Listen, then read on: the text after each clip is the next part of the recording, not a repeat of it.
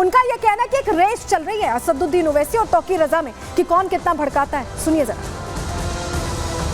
तौकीर रजा खां बहुत दिनों से भड़काऊ बयान दे रहे हैं।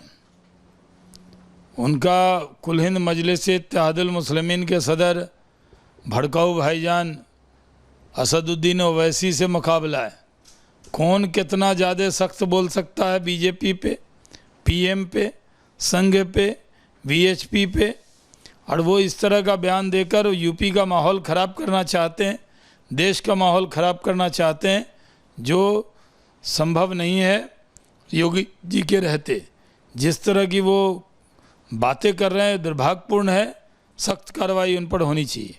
मुसलमानों को भड़का रहे हैं, सड़कों पर उतरने तक के लिए कह रहे हैं। किस तरीके से देखते हैं इस बयान को, क्योंकि अगर पूरे देश में हर जगह शांतिपूर्ण माहौल है, इस तरीके से अगर बातें कर रहे हैं, शाहीन बाग दोबारा की बात कर रहे हैं। देखिए उनका काम ही है सिर्फ भड़काना। कुछ लोग हैं जब से ये सोशल मीडिया आया है तब से वो बैठकर कुछ बेरोजगार लोग कुछ भी बोलते हैं। वही वीएचपी नेता विनोद बंसल ये कह रहे हैं कि कड़ी कार्रवाई होनी चाहिए, इसकी जरूरत है। सुनिए जरा। न सिर्फ हिंदू समाज के प्रति घृणा और आक्रमण की बात कही है, उसने तो मॉब लिंचिंग तक की धमकी दे डाली। जो जिन्ना नहीं कर पाया वो ये मौलाना करना चाहता है।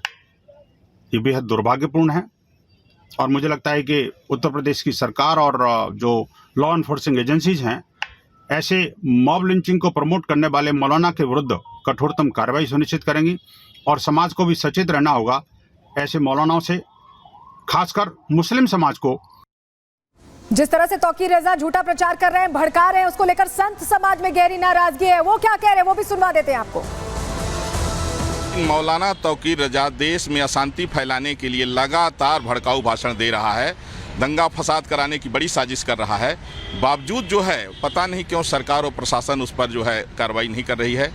मैं आशा करता हूं कि उस पर कार्रवाई की जाएगी। इस तरीके से बंटवारे की भावना को करते हुए यदि हम लोग चर्चा करेंगे और एक दूसरे को मत मजहब में बांट देंगे तो सिवाय अपने नुकसान के अलावा, अपने समाज के नुकसान के अलावा और देश के नुकसान के अलावा हमारे हाथ कुछ भी लगने वाला नहीं है।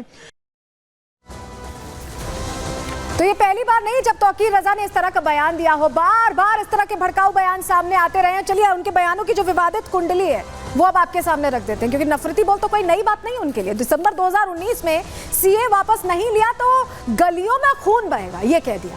2022 में क्या कहा कि हिंदुओं को भारत में छिपने की जगह नहीं मिलेगी, भारत में छिपने की जगह नहीं मिलेगी। सुनते रहिए आप। जून 2022 में क्या कहा, पीएम नरेंद्र मोदी कलयुग के धृतराष्ट्र बनकर बैठे। दिसंबर 2023 में कहा कि सरकार हर मस्जिद को मंदिर बनाना चाहती है। जुलाई 2024 में इन्होंने क्या किया, इनका ये कहना था कि हिंदू लड़कियों का मुस्लिम लड़कों के साथ ये निकाह करवाएंगे। इस तरह की बातें करते रहे तौकीर रजा। आप समझ सकते हैं, इन बयानों को सुनकर ही आप समझ सकते हैं कि किस तरह से भड़काने की उनकी आदत है और उसी से उनका एक तरह से सिस्टम चल रहा है। और दंगा भड़काना ये कोई नई बात नहीं, दंगा भड़का चुके हैं पहले, ऐसी घटना हो चुकी है। जानकारी जरा आपके सामने रख देते हैं, कब ये घटना हुई थी, हुआ क्या था। देखिए, मौलाना तौकीर रजा बरेली से धार्मिक नेता हैं, वहां के मौलाना हैं। साल 2010 में बरेली में हिंदू मुस्लिम दंगे हुए थे, जहां से आते हैं तौकीर रजा। दंगा भड़काने का आरोप तौकीर रजा पर ही लगा, उनकी भड़काऊ बोल के चलते। वारंट जारी होने के बाद क्या हुआ, तौकीर रजा सामने नहीं आए, फरार हो गए और कई दिनों बाद पुलिस ने गिरफ्तार कर जेल भेजा था, क्योंकि आरोप उन पर लगे थे। साल 2024 में कोर्ट ने दोबारा पेश होने का आदेश दिया था। पेश नहीं होने पर पुलिस ने घर पर नोटिस भी चस्पा किया था और उसके बाद नॉन अवेलेबल वारंट जारी होने के बाद भी तौकीर रजा पेश नहीं हुए। जी हां, बड़ी बड़ी बातें करने वाले पेश नहीं हुए। अप्रैल 2024 में सुप्रीम कोर्ट से राहत मिली और राहत मिलने के बाद देखिए सुप्रीम कोर्ट ने नोटिस जारी कर सभी आदेशों पर रोक लगा दी थी। और उसके बाद से अब तौकीर रजा को लगता है कि उन्हें फिर से फ्री हैंड मिल गया है, कुछ भी बोल सकते हैं, कुछ भी कह सकते हैं, कुछ भी कर सकते हैं, कितनी भी आग लगा सकते हैं और वही वो करते दिखाई भी दे रहे हैं। लेकिन आप सोच रहे होंगे कि आखिर तौकीर रजा को इससे फायदा क्या मिल रहा है। फायदा दरअसल क्या मिल रहा है आपको बताते हैं, पॉलिटिकल कनेक्शन की डिटेल देख लीजिए। फायदा दरअसल हितैषी बनने का, आगे मिलने का प्लान है। साल 2001 में इत्तेहाद मिल्लत परिषद की इन्होंने स्थापना की। नगर पालिका की 10 सीटों पर उस वक्त जीत हासिल की, चुनाव लड़के। और साल 2009 में रजा ने कांग्रेस का दामन थाम लिया। साल 2012 के विधानसभा चुनाव में समाजवादी पार्टी का समर्थन किया।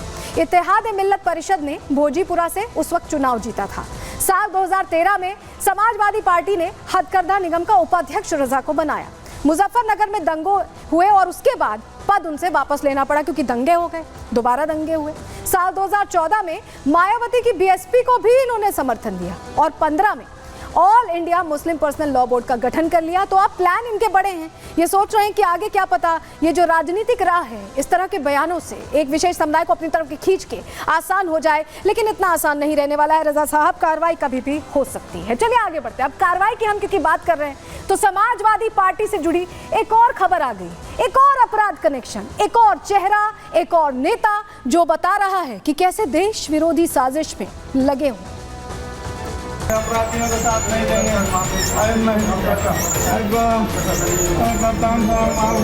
कुशीनगर में थाना तमकुही राज क्षेत्र में एक जाली नोटों में कार्य करने वाला एक गैंग उसको बस्ट किया गया, जिसमें टोटल 10 लोगों की गिरफ्तारी अब तक की जा चुकी है।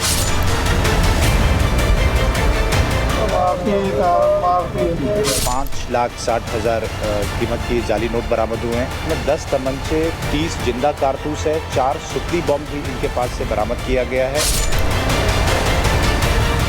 हर मामले में सपा नेता क्यों आ रहे हैं? अयोध्या में रेप कांड में सपा नेता, कन्नौज में रेप कांड में सपा नेता, मऊ के रेप कांड में सपा नेता, अब नकली नोट वाले में भी सपा नेता।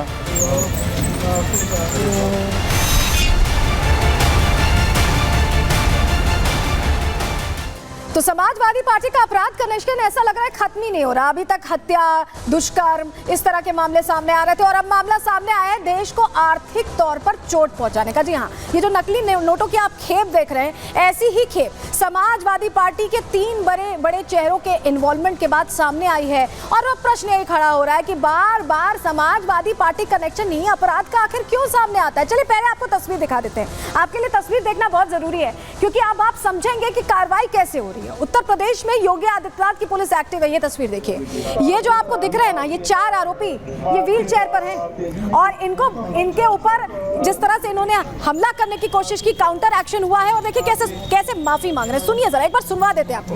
माफी दे दो साहब का उद्घोष इनकी तरफ से हो रहा है। पहले समझ नहीं आया, अब माफी मांगनी पड़ रही है। सुनिए। माफी साहब, माफी साहब, माफी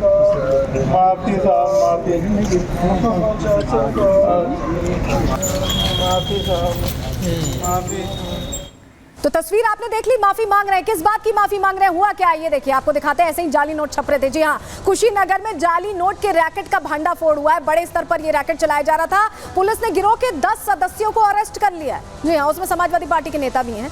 सपा नेता गिरोह का सरगना निकला है, वो सारी चीजें चला रहा था, सिंडिकेट चला रहा था बकायदा। लोहिया वाहिनी का राष्ट्रीय सचिव, राष्ट्रीय स्तर का नेता है समाजवादी पार्टी का, जो गिरफ्तार कर लिया गया है। रफीक खान उर्फ बबलू, ये जो बैठे हुए हैं यहाँ पे, ये रैकेट चला रहे थे। इन पर रैकेट चलाने की बात है। गैंग का सदस्य नौशाद भी समाजवादी पार्टी का भी पदाधिकारी है, उसकी भी डिटेल आगे आपको देंगे। लेकिन आप समझ लीजिए, इसी तरह से नोटों की छपाई चल रही थी, देश विरोधी एक तरह से ये आर्थिक तंत्र पर चोट पहुंचाने की कोशिश थी। इंटरनेशनल स्तर पर ये पूरा सिंडिकेट चलाया जा रहा था। चलिए पहले आपको नकली नोट दिखा देते हैं, कैसे नोटों की छपाई चल रही थी, पूरा सिंडिकेट चलाया जा रहा था, नेपाल तक नोट भेजे जा रहे थे। जी हाँ, तस्वीर आप देखिए, पहले आपको लगेगा बिल्कुल असली नोट है। ये देखिए, ये जाली नोट की जो तस्वीर 500-500 की ये जो नोट दिखाई दे रहे हैं, ये नकली है, लेकिन इनकी छपाई हुई है सपा नेता के निर्देश पर। उनके पूरे प्लान के हिसाब से उनकी पूरी टीम इस पे काम कर रही थी।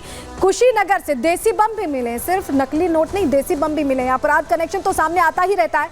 और इसके अलावा क्या मिला है, बैग मिला और उसमें खचाखच नोट भरे हुए थे। आप समझिए कि कितनी बड़ी तैयारी थी। जिस तरह के सिंडिकेट का भंडाफोड़ हुआ है, उससे समझ में आ रहा है कि समाजवादी पार्टी नेता, ये जो पूरे आरोपी हैं, ये पूरी तरह से इस दलदल में फंसे हुए थे, पूरा एक्शन प्लान चला रहे थे और इनकी क्राइम कुंडली अब खोल के रख दी गई।